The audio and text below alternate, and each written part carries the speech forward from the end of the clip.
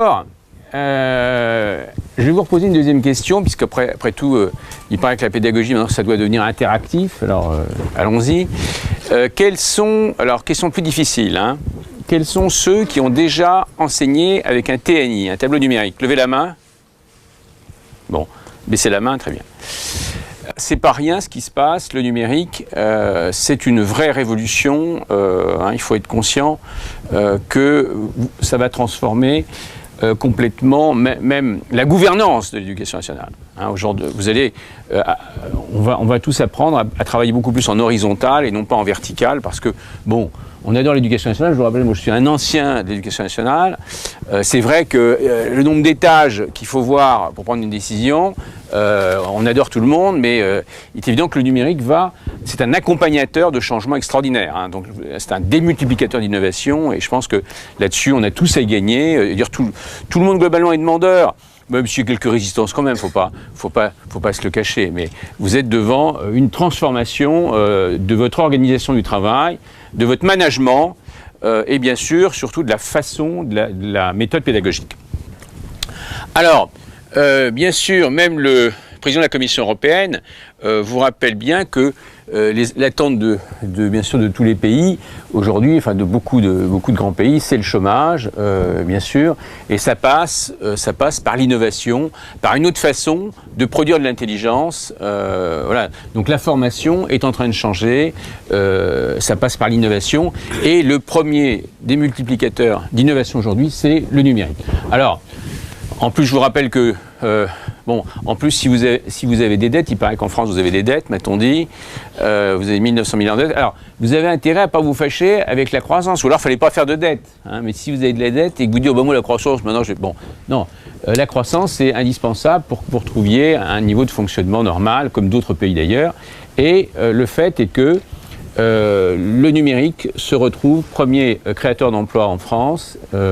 On attend près d'1 million d'emplois d'ailleurs, je crois, en Europe dans les 2 ans avec le numérique. Et c'est vraiment un démultiplicateur d'intelligence, d'innovation et de changement. Alors comme vous le disiez tout à l'heure, vous voyez, vous passez d'une organisation bien sûr verticale à une organisation horizontale, et ça modifie extrêmement la façon d'évaluer les gens, de manager les gens, de la rapidité bien sûr de communication, d'information, de formation n'est plus la même. Donc il faut vous préparer, et dire c'est le côté sympa de l'éducation nationale. Vous avez, je pense que vous êtes devant une révolution qui va bien sûr transformer votre métier. Mais il ne va pas le faire disparaître. Il y en a qui ont peur de l'informatique ou du numérique, ils disent attention. Non, pas du tout. L'enseignant va devenir quelqu'un d'encore plus important et va devenir, bien sûr, va monter en plus-value pédagogique et en efficacité, bien sûr, aussi pédagogique auprès donc, de ses élèves. Alors, ça, c'est un tableau qui vient de la Ségos. La Ségos, c'est le numéro 1 européen de la formation professionnelle. Donc c'est pas inintéressant de regarder ce qui se passe chez eux. Eux, ils vivent de la formation en présentiel. Donc on voit bien que l'évolution, ils voient bien qu'avec leurs clients, etc. aujourd'hui, c'est la formation mixte, bien sûr, qui est en train de prendre la main, c'est-à-dire une partie, bon, voilà, moi je suis votre prof, je vous parle en magistral, hein, en frontal. En fait, de plus en plus, bien sûr, c'est mixte, et c'est même, les grands instituts comme ça dépassent plus de 50% en e-learning ou à distance, ou alors, bien sûr, vous avez plein d'aujourd'hui de méthodes qui arrivent. Vous avez entendu parler des MOOC aussi, bon, qui est encore une autre façon. C'est une vidéo qui peut être vue par 150 000 étudiants en même temps. Bon, c'est évident qu'on est devant une transformation, et ça monte. C'est pas un effet de mode. C'est une vraie transformation, bien sûr, de la façon d'enseigner et surtout d'apprendre. Parce que d'enseigner, c'est bien, mais si vous vous rendez compte que les enfants apprennent mieux ou que les adultes apprennent mieux par ce type de méthode, on ne peut pas rester, bien sûr, indifférent à cette évolution. Alors bien sûr, les digital natives, vous connaissez ça, vous le vivez. Nous, on a même vu des enfants, 2 enfants qui un qui est en CM2 et l'autre qui a son frère, enfin, qui a son frère en maternelle, qui nous dit « Je me rends compte que mon frère en maternelle, maintenant, avec un TNI, eh bien, il a un réflexe de touch meilleur que moi. Il s'est déjà approprié, il y a déjà une génération qui a sauté sur l'appropriation de l'outil numérique. Il faut le faire quand même. Donc vous voyez, 2 enfants de la même famille qui constatent ça, c'est quand même impressionnant. Donc ça, ça continue. Je pense que tout le monde ici a un jour eu la blessure narcissique grave avec un de ses enfants qui lui a donné une leçon d'informatique. C'est vrai que c'est un peu pénible. Alors le pire, bien entendu, on l'a tous vu, c'est dans une moi donc je suis maire d'Élancourt aussi et nombre de profs aussi m'ont raconté cette anecdote où bon il y a un nouveau prof qui arrive. Bon, nous on est à peu près après d'une dizaine d'années d'expérience, mais souvent il y a un nouveau prof qui arrive à Élancourt, lui il n'a pas l'habitude des TNI, tout ça. Nous on a 100% de TNI dans les classes, dans toutes les classes, donc il faut un temps d'adaptation. Et c'est impressionnant en CM2 de voir le prof qui hésite et puis l'élève qui dit « Monsieur, je vais vous expliquer, ça marche comme ça, voilà. » Bon, c'est vrai que c'est pas habituel, il y a quand même un rapport d'autorité dans ce mode d'échange, mais en fait ça se passe bien. Au départ on était un peu inquiet, mais globalement on constate des échos qu'on a que en fait c'est une nouvelle façon. Vous voyez, c'est même là on quitte un peu le vertical et même le prof se dit bon voilà, c'est une autre façon de communiquer avec eux, c'est plus je suis là, je suis le prof, vous vous taisez, je vous rends passif. C'est différent, voilà, il faut s'y faire, c'est pas moi qui ai inventé ça, hein. Bon, c'est dans le monde entier. Vous savez, nous, à Élancourt, on vient nous voir, et dans le cadre de cette mission, on vient nous voir de Singapour, de Corée du Sud, hein, qui sont numéro 1 mondial, je crois, à PISA. Alors bon, on va pas parler du modèle coréen, c'est autre chose, c'est notre culture. Mais enfin, il faut le savoir, Shanghai, on a eu aussi, bon, on a eu pas mal de gens des rues, bien sûr, les Russes aussi qui sont venus nous voir. Donc on voit bien, tout le monde s'interroge. Donc il n'est pas, bien sûr, anormal qu'à la Martinique aussi on s'interroge, bien entendu, tous les pays du monde. Je veux dire que donc il faut que tout le monde y aille en même temps, et donc on est là, bien sûr, pour vous entraîner, bien sûr, à y aller. Alors après vous allez me parler des moyens, je sais, on en dira un petit mot quand même.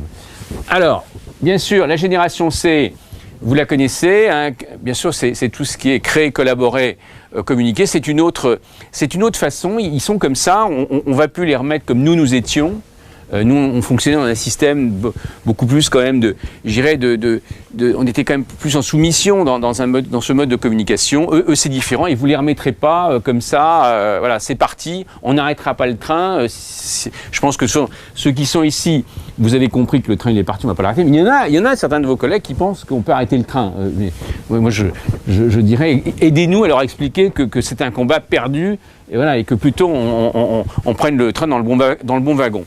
Alors, vos élèves, ils passent une trentaine d'heures devant vous, mais aujourd'hui, ils passent plus d'une trentaine d'heures devant des écrans. Donc ça, il faut l'intégrer. D'autant plus qu'au départ, vous nous disiez que c'était pour voir, bien sûr, des réseaux sociaux et que ça n'avait pas d'impact sur la pédagogie. Aujourd'hui, en quelques années, notamment en 3 ans, on s'aperçoit quand même que ça a beaucoup évolué, que les élèves, bien sûr, aujourd'hui, utilisent les réseaux aussi pour travailler, pour apprendre, bien sûr. 84% des adolescents donc, participent aux réseaux sociaux, plus de la moitié donc, le font pour leurs devoirs. Donc ça évolue dans le bon sens. Hein, bon.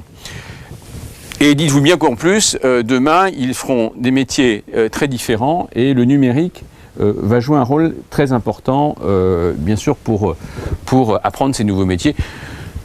Je vous rappelle que aujourd'hui, une majorité de métiers, vous passez plus de 50% de votre temps devant un écran. Donc vous avez intérêt à maîtriser cet écran. Parce que c'est bien sûr aujourd'hui une plus-value, ça s'appelle les e-compétences. Demain d'ailleurs, les enfants seront recrutés beaucoup sur leurs e-compétences. Je vous rappelle qu'il y a même des émissions de radio aujourd'hui où on s'est rendu compte que si on vous demande par radio de donner la bonne réponse. Bon, celui qui gagne, c'est pas le meilleur, c'est celui qui sait le mieux maîtriser un moteur de recherche sur Internet. Bon, mais cela dit, c'est comme ça. Ça nous fait rigoler, bien sûr, mais c'est comme ça. Voilà. Donc, voilà, il faut vivre avec les réalités. Et je peux vous dire, en plus, c'est que le début de l'histoire, hein, parce qu'il faut voir la démultiplication de créativité, d'innovation que génère ce genre d'outils. C'est vrai pour nos enfants aussi, d'ailleurs ça développe beaucoup leur créativité, bien sûr, leur autonomie aussi. Je vous rappelle que l'autonomie c'est un facteur de réussite scolaire quand même important. Alors, nous on a fait la tournée des popotes, hein, on est allé voir un peu tout le monde, bon, un certain nombre de pays bien sûr, l'UNESCO, le CDE, on a vu donc plusieurs pays européens de voir un peu où ils en étaient. Il est évident que il y a attention. Attention, c'est pas la fracture physique de l'ordinateur ou pas, que vous ayez l'iPad 1 ou 2 ou rien du tout. C'est pas, alors ça existe cette fracture, faut pas se leurrer, mais c'est pas ça qui nous inquiète. Ce qui nous inquiète, c'est la culture dans laquelle un élève rentre, quand il rentre chez lui, s'il a un père qui est ingénieur, notamment qui a une culture mathématique ou informaticienne, ou bon, il est évident qu'il bénéficie d'une stimulation, d'un accompagnement, d'un environnement culturel, bien sûr, qui le met en situation d'utiliser beaucoup plus vite un ordinateur. Quand vous voyez que cet ordinateur, ou les supports, hein, quels que soient les supports donc de numérique, commencent à jouer, mais vont jouer un rôle encore plus important demain pour apprendre, il faut bien vous dire que voilà, cette inégalité, on la retrouve plutôt là, hein, elle est plutôt culturelle que physique. Donc il faut s'en préoccuper. C'est en cela que l'éducation nationale doit bien intégrer cette formation. Je crois que récemment, j'étais dans une réunion où il y avait quasiment... c'était un peu tendu quand on a parlé de ça. Il y a quelqu'un qui a dit « Oui, mais alors avec vos outils, c'est plus la peine d'écrire, de leur apprendre à écrire. » Alors, bien sûr qu'il faut continuer à leur apprendre à écrire, mais il ne faut pas vous leurrer.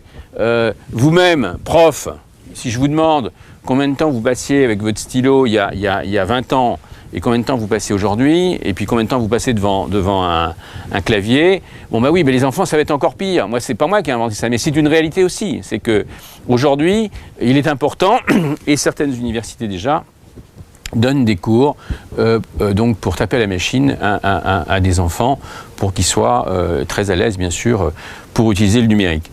Et d'autres, bien sûr, donnent des cours aussi pour bien être à l'aise avec savoir utiliser les meilleurs moteurs de recherche, enfin, savoir gérer des fichiers, savoir échanger, savoir bon, l'ensemble de la batterie bien sûr de connaissances de l'univers numérique.